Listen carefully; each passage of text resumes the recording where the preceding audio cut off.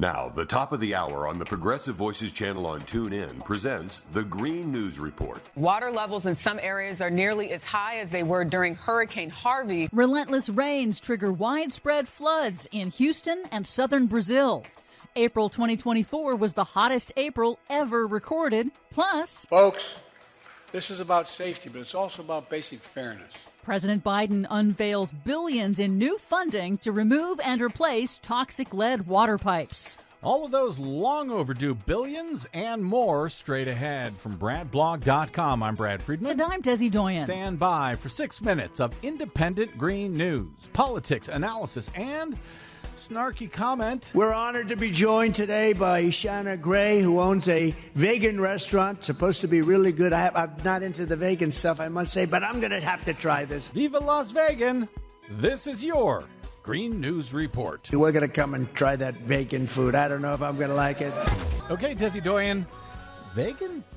Anyway, what do you got for us today? Well, the top story is April 2024 was the hottest April on record since record-keeping began in the 1850s. That's according to Europe's climate agency, Copernicus. April was the 11th month in a row to set a new heat record for that month. The world's oceans were also hotter than in any previous April. That's for the 13th consecutive month. Scientists say that humanity's burning of fossil fuels is the primary driver of these new heat records, with a boost from an intense El Nino that is starting to wane. Starting to wane, but we're still keeping our record hot months. Yep, and those rising temperatures on land and sea are intensifying extreme weather and causing major impacts to people around the world, including the ongoing deadly heat wave across Southeast Asia and widespread catastrophic flooding in Kenya. And in Brazil, where relentless rains and historic floods in the south have killed more than 80 people, destroyed roads and bridges, and cut off entire communities.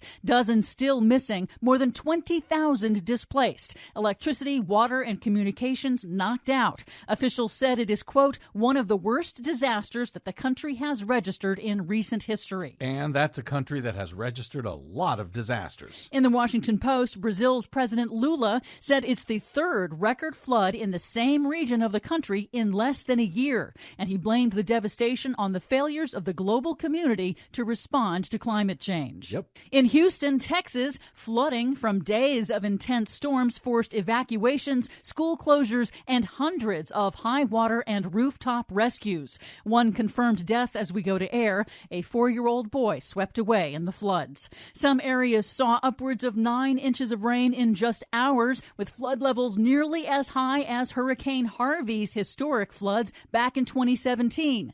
Except this wasn't a hurricane. Dry weather is allowing cleanup to begin. Local news highlighted how homeowners are increasingly trapped between repeated flood disasters and skyrocketing home insurance rates as our climate crisis intensifies. It's just disheartening with one of my neighbors. She got probably 4 foot of water in her house, and her flood insurance this year went up to $5,000, so she did not renew. Man-made global warming is supercharging the water cycle across the United States. That's according to a new analysis from nonprofit data firm Climate Central. It's bringing heavier precipitation extremes and, of course, related flood risks. The data show that since 1958, the number of days in the U.S. with extreme precipitation events has increased in every major U.S. region. 60% increase in the Northeast, and that trend is expected to continue with future warming.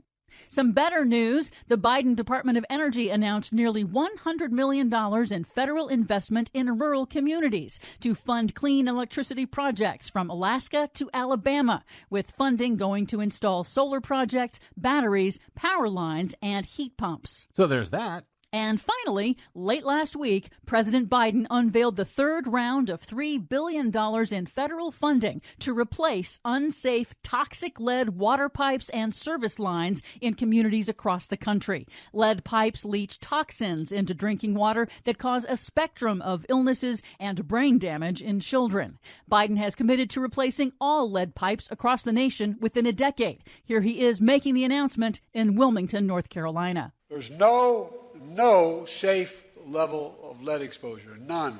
Right.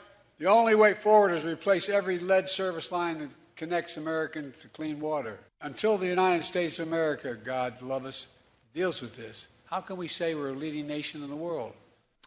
Well, we can't. But happily, we're finally getting started. Sadly, I don't have much snark to add to today's report.